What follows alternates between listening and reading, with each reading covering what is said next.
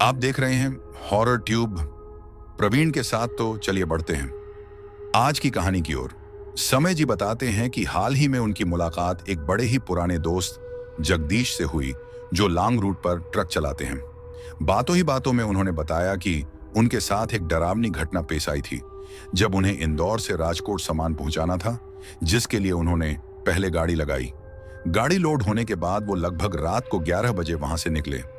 उनके साथ कंडक्टर के तौर पर सलमान जी थे। वो कंडक्टर के साथ साथ ड्राइव भी कर सकते थे, जिससे समय जी का काम आसान हो गया था।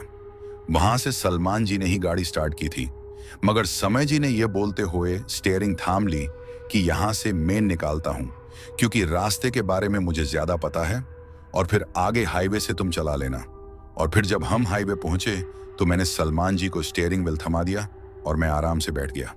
और फिर लगभग 2 घंटे बाद ये कोई 2 बजे मैंने वापस स्टीयरिंग थाम लिया। सलमान जी अब आराम करने लगे। मुझे लगा कि सलमान जी थोड़ा आराम कर ले ताकि आगे कोई दिक्कत ना हो उन्हें ड्राइव करने में, मगर वो तो बगल में बैठकर अपने मोबाइल में बिजी हो गए, जबकि उन्हें सो जाना चाहिए था। इसे ही टाइम बीतता गया और रात के 3 बज गए।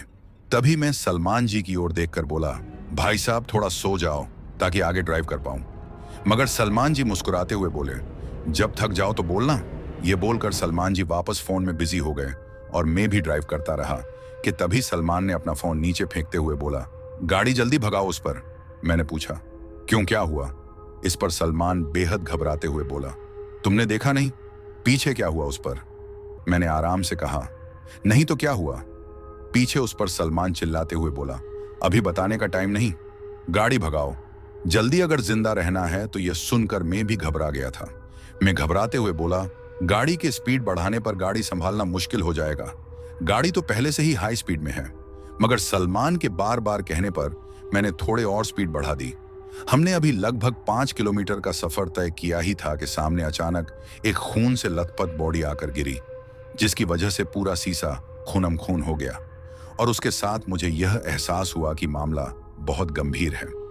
मैं बढ़ी हुई सांसों के साथ गाड़ी स्पीड और बढ़ाता हूं, और कुछ दूर जाते ही गाड़ी से बहुत सारी चीजें टकराने लगती हैं। अब तक मैं हिम्मत हार चुका था।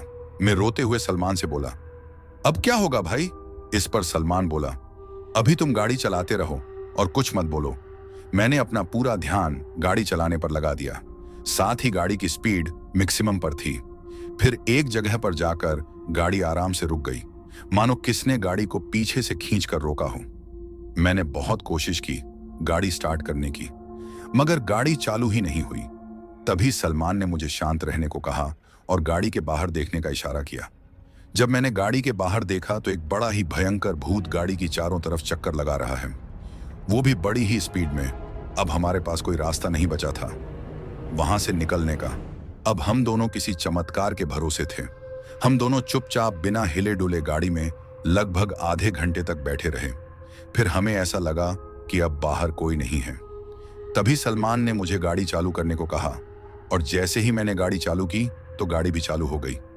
गाड़ी के चालू होते ही मैंने गाड़ी को फिर एक बार फुल स्पीड में भगाई, और फिर वहां से काफी दूर एक ढाबे पर गाड़ी रोक दी, जहां सलमान ने बताया कि जब वो उस हाईवे से गुजर रहे थे तो वहां एक बोर्ड था जिस पर लिखा था, प्रेत बाधित एरिया, गाड़ी की स्पीड बढ़ाए रखें और किसी भी सूरत में गाड़ी न रोके।